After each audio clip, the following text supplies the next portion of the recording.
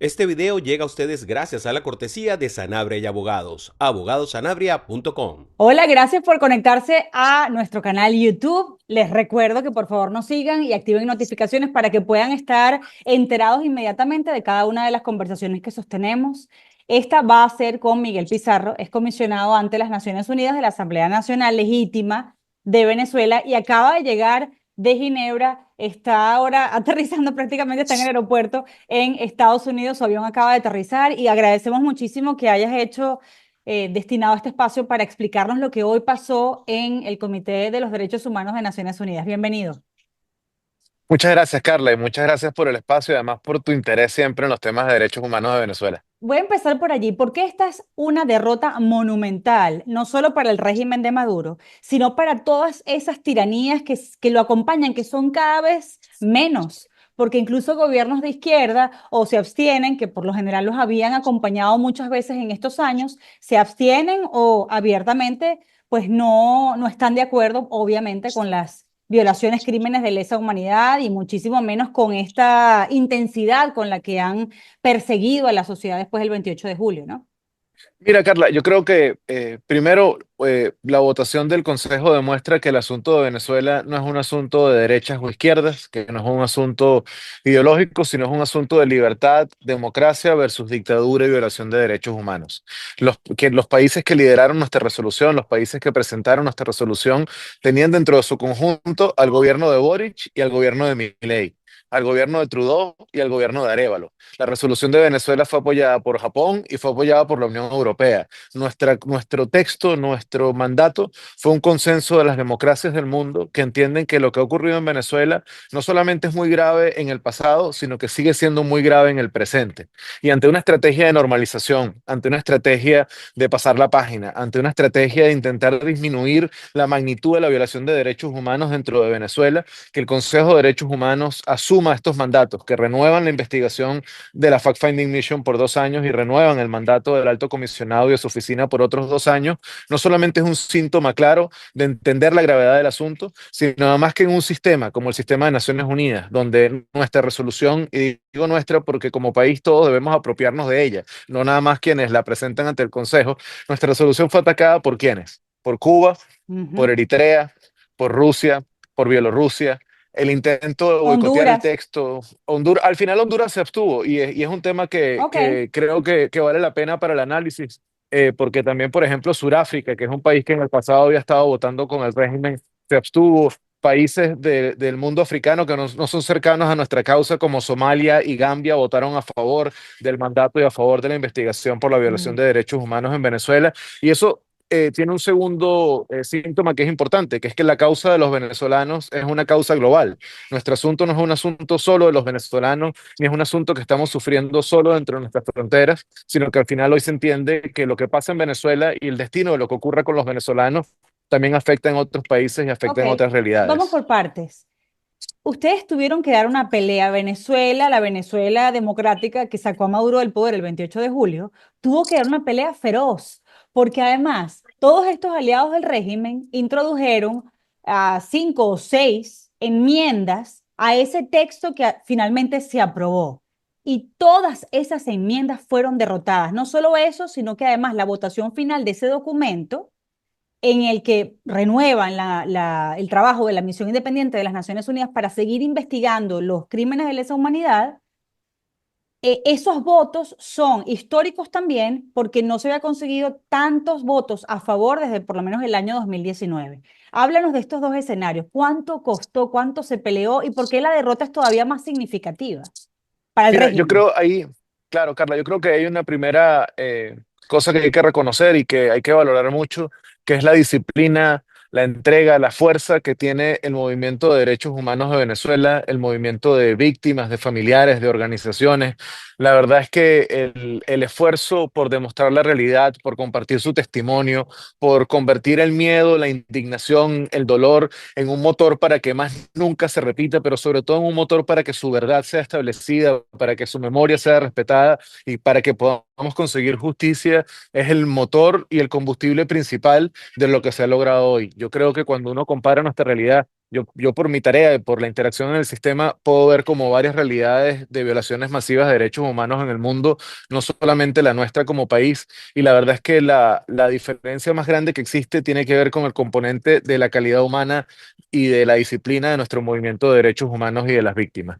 Luego, en el caso de los intentos por hacer enmiendas y los intentos por boicotear el mandato y la resolución, al final hay un grupo de países que tiene como tarea destruir el sistema de protección.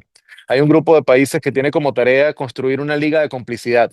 Y eso puede ser un día es Rusia, otro día es Eritrea, otro día sobre Cuba y hoy nos tocó sobre Venezuela. Pero es un grupo de países que tiene una conducta consistente en todos los temas para intentar hacer que el sistema de denuncia, de documentación, de reporte se debilite dentro de Naciones Unidas y como logran ganar estos espacios en las elecciones para la membresía del Consejo, este Consejo de Derechos Humanos cada vez tiene más países hostiles con los derechos humanos. Naciones Unidas, una vez hace un tiempo hacíamos una broma hablando tú y yo, pero Naciones Unidas es el sistema donde Irán ha dirigido el Comité de Derechos de la Mujer o Corea del Norte ha dirigido la Comisión de Desarme. Eso es lo que ocurre, así de incoherente es muchas veces el sistema de Naciones Unidas, pero tiene que ver con los Estados miembros y con las elecciones. El que las enmiendas propuestas hayan sido derrotadas y que la resolución haya logrado pasar íntegramente como fue planteada por el Core Group es un mensaje importantísimo de que se entiende que lo que ocurre en Venezuela, no, la resolución y el mandato de derechos humanos no es una cosa motivada políticamente, no es una maniobra artificial de unos países que quieren inventarse un expediente para atacar a Ujú. alguien, sino que lo que ocurre en Venezuela es una violación masiva de derechos humanos dirigida por el Estado y que tiene como columna vertebral el intento de dominación y de aplastamiento del adversario y la disidencia. Pero además, esta resolución también permitió discutir dos cosas que a mí me parece que son muy de fondo. Una es la pertinencia de las investigaciones específicas a países. Hay una tendencia dentro del sistema que dice que si el país no está de acuerdo con la investigación, entonces esa investigación no puede ocurrir porque va en Caramba. contra del principio de cooperación, en contra del principio de complementariedad. Y lo que Venezuela demuestra es que aunque la autoridad concernida no esté interesada, la investigación es más necesaria que nunca. Y la Exacto. investigación es la única herramienta que tenemos para hacer que quienes hoy violan derechos humanos, quienes hoy detienen adolescentes, quienes hoy desaparecen mujeres, sufran alguna consecuencia y se vean expuestos. Pero Y lo espera, segundo, entonces eso quedó como una norma, que aun cuando un país no quiera ser investigado, lo correcto es que el resto justamente insista más. no es una norma, pero tú sabes que estos sistemas funcionan con precedentes y aquí el Ajá, argumento de que como el país concernido no estaba de acuerdo con la investigación ni siquiera debe haber sido tomado en cuenta, ni siquiera debería haber llegado a una votación, es un argumento que ha quedado derrotado por completo, perfecto. porque se entiende que el obstáculo o la negativa del régimen no tiene que ver con la calidad de la investigación, sino con la magnitud de su violación de los derechos humanos. Y eso... además responde a una segunda cosa. Hay mucha gente de estos países cómplices de la dictadura o a veces gente que le gusta ser ciego por decisión, porque si asumen la realidad entonces tienen que asumir una conducta frente al régimen que no quieren asumir. Yo le llamo a eso ceguera selectiva, que muchas veces han atacado los informes de la Fact-Finding Mission o han atacado los informes del alto comisionado por decir que son politizados o exagerados. Que Ujú. el Consejo hoy renueve con la votación más alta que hemos tenido en nuestra historia, superando el umbral de los 20 votos. Ambos mandatos demuestran no solo la verdad que reflejan estos informes, sino la calidad y la profundidad de la investigación y del trabajo que tanto la oficina como la misión han venido haciendo. Y lo último que te iba a decir, y disculpa que esto es un tema como enredado y a veces me cuesta explicarlo corto, que es Ok. que también una de las enmiendas tenía una discusión de fondo, que era la discusión del argumento de las sanciones o como le llama Cuba, las medidas coercitivas unilaterales como Ujú. excusa para la violación de derechos humanos. ¿No? Entonces ellos decían que había que meter una enmienda en la que pusiera el mismo nivel de la tortura, de la desaparición, del trato cruel, del trato inhumano, de la negación de justicia, de la denegación de libertad, pusiéramos al mismo nivel de esto y como parte del preámbulo y del contexto, que Venezuela es un país bajo sanciones. Y eso produjo un debate muy importante, donde además yo le debo agradecer mucho al gobierno de Chile, que fue quien tomó la palabra Uy, y teniendo sí. una posición histórica coherente, importante respecto a las Contra las sanciones sanciones. unilaterales Sí, sí, en sí. contra. Además, un país que ha votado en la Asamblea General la resolución en contra de las medidas coercitivas unilaterales tomó la palabra con la coherencia que le permite tener esta posición histórica y decir que ninguna sanción en Venezuela Venezuela justifica la desaparición de personas, que ninguna sanción en Venezuela justifica la tortura como método de aplastamiento del adversario, que ninguna sanción en Venezuela puede justificar que adolescentes enfrenten juicios por terrorismo y que escudarse en el argumento de las medidas coercitivas unilaterales era una excusa para no reconocer la realidad de crímenes de lesa humanidad que pasa en Venezuela. Y Coincido ese es un contigo. mensaje que aunque que es muy poderoso, Carla, porque además Ujú. explica que nosotros hemos, nuestra realidad y nuestra discusión ha trascendido de dogmas, ha trascendido de discusiones que antes estaban escritas en piedra, que antes era imposible que diéramos una vuelta. Cuando empezaron a presentar las enmiendas, mucho el tema de conversación era, bueno, si en la ONU hay una resolución con más de 100 votos todos los años que condenan las medidas coercitivas unilaterales, ¿cómo vamos a evitar que Cuba contamine la resolución de derechos humanos en Venezuela con esta composición del Consejo? Y la respuesta al final fue con la verdad, con la realidad, con lo que este tiempo nos ha acompañado y nos ha permitido que dentro de nuestro sufrimiento, porque al final este es el resultado del sufrimiento y el dolor. Nadie tiene una misión de investigación de los hechos y un mandato de la oficina porque su país está bien. Nadie tiene Totalmente. una resolución como esta porque su país, las instituciones funcionan. El que tengamos una resolución como esta es un síntoma de la profunda gravedad de lo que nos pasa, pero también, por otro lado, tiene que darnos una alegría o un alivio de que no estamos solos, de que nosotros no estamos sufriendo esta pelea en la soledad y en la orfandad, de que nuestra documentación, nuestro testimonio, nuestra realidad no solamente es creíble y convence, sino que logra mayorías en espacios donde a veces es muy difícil ser mayoría. Y yo sé que a la gente le desespera que todos los venezolanos sabemos todo lo que pasa y todos nosotros sabemos cuán grave y cuán cruel es el régimen al que nos enfrentamos, y hay mucha gente que se desespera y dice, bueno, pero ¿cuánta más investigación? ¿Cuánto más reporte?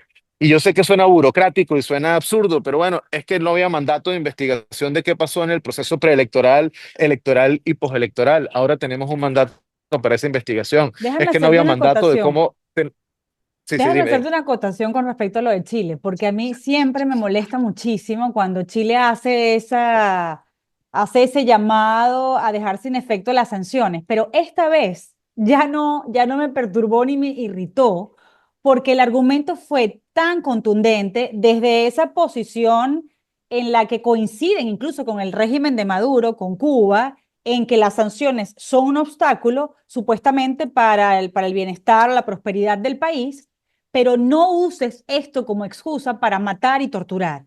Pero fíjate que en el caso de Brasil, aunque se abstienen, que ya es importante y podemos hablar de esas 18 abstenciones, que es un número muy grande, ellos dicen que no pueden hablar de derechos humanos sin que antes se haga algo con respecto a la sanción. Y la mayoría de los países les dijeron, es que las sanciones nunca han impedido que la ayuda humanitaria, agua, medicinas, comida, puedan ingresar a la nación, ¿no? Ese es como fue quizás el argumento más contundente en contra de quienes piensan que las sanciones es un obstáculo para que Maduro pueda, de alguna manera, proveer prosperidad a los venezolanos. Pero háblanos de las abstenciones, por favor. Mira, y arranco por Brasil, porque yo creo que eh, a veces nosotros esperamos conductas de los gobiernos de los países más cercanas a lo que nosotros nos gustaría y no tanto a lo que los gobiernos de los países han venido haciendo. Ujú. Brasil en otro contexto, en otra realidad, hubiese votado en contra de esta resolución, no se hubiese abstenido. La abstención de Brasil también es producto de la realidad que es estruendosa, del fraude electoral que es muy claro y de cómo el régimen no ha respondido a ninguno de los estímulos ni propuestas de solución política hechas por el gobierno de Lula o por Celso Morín o por Itamaraty. En otro contexto, hace unos años atrás, el argumento de las sanciones y el argumento del bienestar del clima político hubiese sido suficiente para que países como Brasil hubiesen votado en contra de la resolución. Y al contrario, esta vez se han abstenido. Y además en su mensaje, en su intervención, han dicho algo que yo creo que es muy relevante. Ellos se abstienen porque no estaba incorporado un lenguaje de sanciones como el que querían, pero ellos se manifestaron a favor de la renovación del mandato de la misión de determinación de los hechos y a favor de la renovación del mandato del alto comisionado en su discurso. Lo ¿Ok? cual, de nuevo, en el sistema tienes que leer mucho entre líneas, tiene que ver como mucho cómo actúan y cómo mandan el mensaje, pero lo que al final te termina señalando Brasil es que en otro contexto hubiesen terminado votando a favor y que ellos en el fondo con este argumento de las sanciones, el argumento del rol político, terminan jugando un rol cauto, pero nunca del lado del régimen y nunca del lado de la estabilización o la normalización de la violación de los derechos humanos. Y luego ocurren otros cambios. Mira, Honduras. que es de Ujú. los pocos gobiernos que ha reconocido al régimen después del 28 de julio como ganador de las elecciones. Que Honduras se abstenga en una votación de un mandato como esto deja muy claro que el récord de derechos humanos del régimen, incluso para un gobierno que ha reconocido el fraude electoral, incluso para un gobierno que se ha puesto del lado de la violación de los derechos de los venezolanos y de su voto, no pueda oponerse ni pueda abiertamente ser el vocero de la descalificación contra la investigación y contra el mandato. Luego tienes otros casos como India y Sudáfrica. ¿A dónde apunta el régimen en su política internacional? El régimen dice que ellos no quieren saber más nada de Occidente porque ellos van a ser del BRICS. Bueno, BRICS quiere decir Brasil, India, China, Sudáfrica, y de este combo, de este grupo de países, tres de los países no defendieron al régimen y no estuvieron dispuestos a ayudarlo. India y Sudáfrica, que en otro contexto, en el Consejo de Seguridad, muchas veces Sudáfrica ha ayudado a bloquear el régimen. Empresas petroleras de la India han estado buscando licencias para tener operaciones en Venezuela. Que estos dos gobiernos se abstengan en un momento en el que el régimen pedía su defensa, pedía su ayuda y pedía el apoyo, porque son países grandes e importantes dentro del sistema. Porque Sudáfrica pesa mucho en los países africanos y la India pesa mucho en el grupo de los países no alineados alternativos. Que ellos se abstengan también es una señal de debilidad de la credibilidad del régimen dentro del sistema. Así que al final yo creo que el balance de países y el balance de votación es un balance positivo. Ahora tenemos la extensión de los mandatos. Aquí hay una novedad. Por ejemplo, vamos a tener un informe en diciembre que se había en los últimos 2 años, eso no lo habíamos tenido. Lo tuvimos al principio en la era de la alta comisionada Bachelet, pero luego con la siguiente resolución eso no se logró ¿De la en, misión en o la del renovación alto anterior comisionado? del alto comisionado, Ok. el alto comisionado a final de año y luego la misión en marzo, Te pero iba, ahora vamos a tener Venezuela en todas las sesiones del Consejo a partir de ahora y por los ok. próximos 2 años, Carla, hay un punto sobre Venezuela, ya sea o Perdona de que la te, misión o del alto comisionado. perdona que añada un punto más sobre el alto comisionado, porque el alto comisionado no está en Venezuela. Es decir, fueron expulsados de alguna manera por Maduro. Ahora podrían tener más libertad de contarnos todo lo que se supone que por temas de estar in situ no podían decirnos, ¿no? Yo tiendo a creer, Carla, que el sistema de Naciones Unidas tiene una visión de privilegiar el acceso y de privilegiar la interacción siempre con las autoridades en control territorial, que está por encima de muchas veces de la visión de cuánto reportar o cuánto comunicar o cuánto decir. Yo sí creo que hay un cambio importante de cuán vocal es esta versión del alto comisionado y de la oficina con respecto a sus antecesores. Yo creo que esta gestión de Volker Turk y de la oficina ha sido mucho más pública, digamos, en sus temas a partir de las elecciones, a partir de la violación de derechos humanos postelectoral, pero también durante la detención de Rocío. Eh, Al final lo que la resolución les da es el mandato de mantener la documentación, el reporte y la interacción con víctimas y organizaciones, aún no estando dentro del territorio nacional. Yo tiendo a creer que nosotros, como todo con el sistema de Naciones Unidas, vamos a tener momentos en los que todo el mundo va a hablar muy duro y va a hablar muy a la vez y va a ser muy público.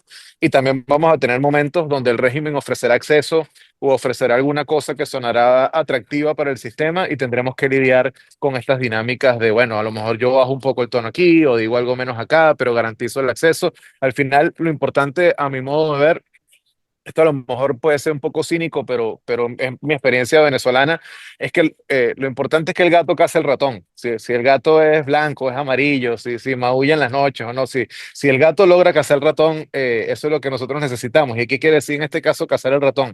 Si documentan la violación de derechos humanos, reportan lo que está pasando en Venezuela, abogan por la liberación de los presos, no dejan pasar un día sin recibir víctimas, interactuar con sociedad civil, y podemos llevar a que discusiones como las que ocurrieron hoy en el sistema sigan ocurriendo y sigan siendo claras, yo creo que nosotros estamos en un buen camino para la justicia, para la reparación y para la no repetición. Ya hemos descrito que esto es una derrota para Maduro, pero ¿qué significa realmente para él de forma vinculante y tangible? ¿Más ilegitimidad, más aislamiento? ¿Cómo lo describirías? Mira, yo creo que es una combinación de cosas, Carla. Primero, es un mensaje también de que no hay estabilidad ni impunidad en lo que ellos están intentando hacer. Que Ujú. no importa cuánto ellos crean que nos van a aplastar o que van a poder acabar con la moral de un país o con la dignidad de las víctimas y de sus familiares, aquí nadie se ha rendido. Y aquí cada preso se ha convertido en un testimonio, cada asesinado se ha convertido en una historia, cada abuso se ha convertido en organizaciones que no se cansan. Y yo creo que el primer mensaje importante del régimen es que ni las víctimas, ni las organizaciones, ni el movimiento de derechos humanos retroceden y se rinden. Segundo, que el régimen no va a lograr normalización de su dictadura porque el mundo democrático, y no tan democrático, ¿ah? Porque también lo que hablamos de las votaciones es que tenemos democracias y también otros que están ahí como en el medio, no tan democráticos, pero que el mundo no está dispuesto a ser cómplice de un violador de derechos humanos y de un criminal de lesa humanidad y no está dispuesto a jugar su propia credibilidad, digamos la de cada país, para defender algo que es hoy indefendible. Y lo tercero es que, más importante que un mensaje genérico al régimen, es un mensaje al aparato represor.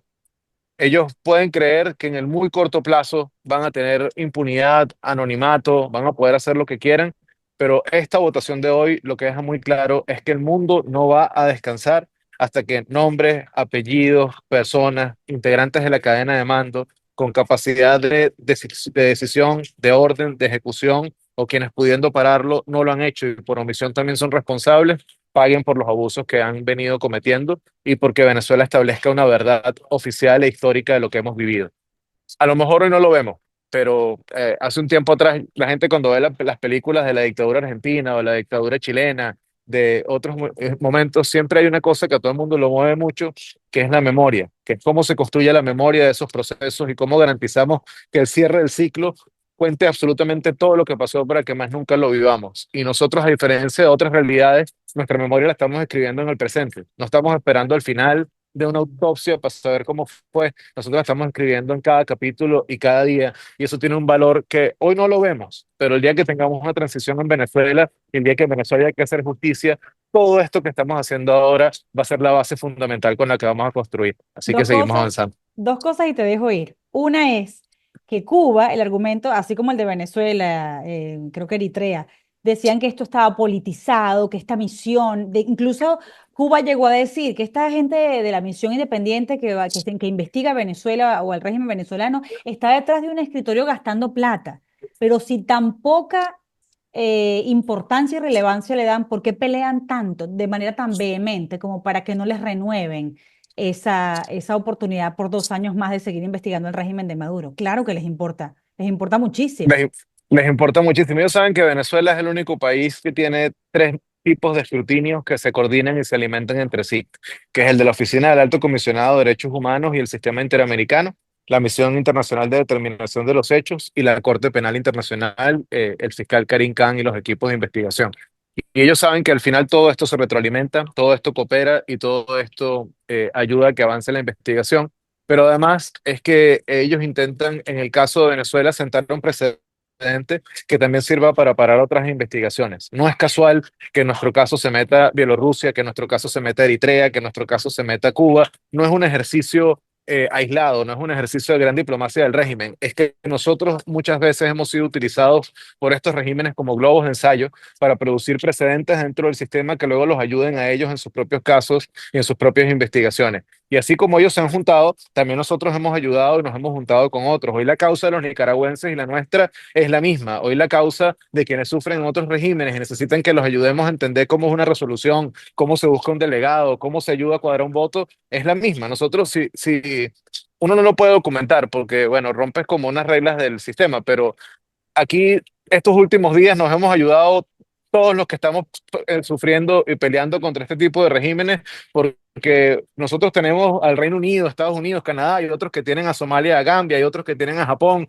y entre todos juntos vamos moviendo y nos vamos ayudando, y esa es otra sinergia que yo creo que también vale oro, en la sinergia de los movimientos de liberación y los movimientos de derechos humanos en el mundo. Entender que sufrimos cosas parecidas y es mucho mejor ayudarnos y enseñarnos entre todos que cada quien pelea por su lado Yo como si sé que fuese no la nos selva. puedes contar detalles de cómo es el lobby y toda esa pelea previa a una votación para convencer a los países de votar a favor de la democracia. Pero sí nos puede decir cuán arduo es, porque además ustedes no tienen nada que ofrecerles. Yo he visto a Estados Ah, Unidos en la OEA diciendo, bueno, no sé, más petróleo, menos petróleo, yo qué sé. Pero los venezolanos ahora, que no tenemos acceso a nada, digamos, el gobierno electo todavía no tiene acceso a recursos, no le puede ofrecer nada, si mejor relación o una refinería, yo qué sé, no le puede ofrecer nada. ¿Cómo haces para convencerlos? Porque tiene que ser todo desde el punto de vista de hacer lo correcto y desde el punto de vista ético y moral. mira, yo creo que hay una combinación de dos cosas. Una que lo he dicho eh, durante la entrevista, pero el nivel de disciplina de nuestros movimientos de víctimas, de organizaciones, es increíble, Carla. tú le puedes decir que no a un político que no ha sufrido algo, a un diplomático acartonado que ve esto como un PowerPoint, pero anda a decirle que no a las mamás de los adolescentes cuando te llaman y te cuentan en vivo llorando que a su hijo le electrocutaron las tetillas o a su hija no la separaron y le dieron kit de higiene menstrual. Una cosa es que tú en una reunión puedas creer que es que, bueno, políticamente tenemos una u otra posición. Y otra cosa es hablar con las organizaciones indígenas que están sufriendo las masacres del arco minero y el desplazamiento poblacional y escuchar directo de ellos. Entonces yo creo que hay un primer valor importante de nuestra votación y nuestro esfuerzo, es que nosotros no somos una realidad artificial, nosotros no estamos creando un expediente, nosotros somos una realidad vivencial y eso lo hemos logrado poner en primera fila. Aquí no estamos unos iluminados explicando lo que otra gente pasa y sufre, sino es el que sufre en primera fila El que lo explicándole a cuenta. quienes desde las burbujas de derechos humanos, desde la burbuja diplomática, tiene que vivir una realidad distinta. Mira, la cantidad de expertos de derechos humanos que yo en este tiempo he visto llegar a una reunión con cara de escepticismo, así con esa actitud de, bueno, tengo 15 minutos para ustedes, vamos a ver qué es lo que me tienes que decir porque tengo que moverme. Y terminan llorando, agarrándole las manos a la víctima y diciéndole cuenta conmigo el resto de mi vida para lo que haga falta en la posición en la que yo esté, no me alcanzan los dedos de la mano para contarla. Y eso vale oro. Y lo segundo tiene que ver también con entender que nuestro asunto es un asunto global. Y entonces, cuando tú entiendes que lo nuestro es un asunto global, también hay conversaciones que tienes distintas. Ok. Las enmiendas que se planteaban en nuestra resolución, si pasaban como las querían hacer, también iban a dejar un precedente que en el futuro iban a dañar otras resoluciones, porque iban a permitir que un grupo de países entendieran una forma de afectar mandatos y de afectar discusiones. ¿Y qué hemos hecho nosotros? No solamente discutir desde el venezolanismo, sino también discutir desde la pelea grande. De Si a cómo usted los le interesa afecta el a ellos sistema, también. claro, no solo Claro. cómo nos afecta a nosotros, sino cómo les iba a afectar a todas las resoluciones, cómo esto iba a hacer que el día de mañana Estados Unidos, el Reino Unido, la Unión Europea, iban a tener una mosca en la sopa en cada vez que plantearan una discusión sobre esta, y era mejor evitarlo hoy con Venezuela y no sufrirlo dentro de 7 resoluciones cuando se volviera a la normalidad. Me Entonces, está bueno, es una acabando el combinación de tiempo. muchas cosas. Tranquila, ya me Se me callo. acaba el tiempo, se me acaba el tiempo, pero una cosa con la que quiero que cierres. Hablabas de los perpetradores, ¿no? No solo los altos jerarcas del régimen, sino los perpetradores que son quizás los autores materiales de esas torturas y esos asesinatos. Ellos, hay dos maneras de ver esto. Uno, que sus nombres nunca van a ser olvidados y van a seguir apareciendo y van a pagar algún día porque estos informes de la misión van a seguir incluyendo más nombres de responsables. Pero hay una visión que dice, no, más bien hay que decirles que ellos deben hablar con el gobierno electo para empujar la salida, para empujar la transición y amenazarlos en este momento quizás no es lo más ideal porque todavía quienes no hayan cometido esos crímenes nos pueden ayudar y pueden tener una oportunidad en esa nueva Venezuela del reencuentro. ¿Cómo manejar esto? ¿Cómo hablarle a los perpetradores ahora que necesitamos además se separen del mismo régimen? Mira, yo creo que al final Venezuela, cuando tengamos nuestra transición, nos va a tocar un proceso muy difícil de combinar transición con justicia y de Ujú. combinar realidad con el deber ser, ¿no? Y de lo que sea posible con lo que queramos y con lo que debamos hacer para que podamos cerrar el ciclo. Yo creo que en Venezuela todo al final es una combinación de ambos factores. Yo creo que ni esto es causales indigestión por zanahorias, ni esto es causa pánico por garrote. Yo creo que es una combinación en ambas y algo que ha permitido que la investigación de la Corte avance y que los informes de la misión también avancen, es que durante todo este tiempo hay una cantidad de insiders, hay una cantidad de personas dentro de la estructura represiva, dentro de la estructura del mando político y dentro de la estructura de la inteligencia y la contrainteligencia que ha venido cooperando con la investigación, que ha venido señalando cómo se decide, cómo se hace, cómo se ejecuta, cuál es el objetivo. Y eso es un síntoma de una crisis interna que a medida que avanza el tiempo es más porosa. En el 2019, cuando esto empezó, conseguir un insider era casi una acción milagrosa y cuando conseguías dos o tres, era bueno, ibas en muy buena racha. Eso con el tiempo ha ido aumentando cada vez más al punto en el que hoy hay acceso y hay información y hay cooperación de muchos elementos de la seguridad. Y yo creo que al final, quienes están en el aparato represivo saben que tienen una oportunidad de no cooperar, una oportunidad de no torturar, una oportunidad de no ser los que se encargan de mantener a sangre y fuego una dictadura, pero también quienes creemos en la primacía de los derechos humanos tenemos la obligación de la documentación, de la denuncia y del reporte hasta el último día. A mí, unas conversaciones de estas de pasillos de estos días de ONU, un país que se iba a abstener, pero que tiene unas diferencias con nosotros, decía que ellos nos querían ver a nosotros el día que nos tocara hacer gobierno en Venezuela, si lo lográbamos, ponía él la coletilla, lidiando con este tipo de mecanismos y lidiando con este tipo de votaciones. Y mi Ujú. respuesta fue una cínica, pero también de solvencia moral.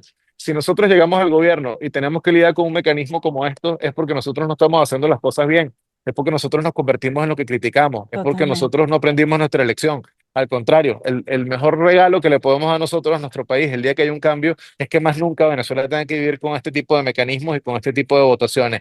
Y si mañana toca volverlo a hacer, yo estoy seguro que va a estar del lado de los que buscan la resolución y no del lado de los que están cubriendo la DGCIN o el SEBIN. Así que seguimos. Miguel, muchísimas gracias. Voy a buscar tu maleta que estás ahí delante del A baño. eso voy, sí, no, no. Además ha dado vueltas en círculo aquí atrás, Yo tiene me como 12 imagino, me vueltas ya. imagino.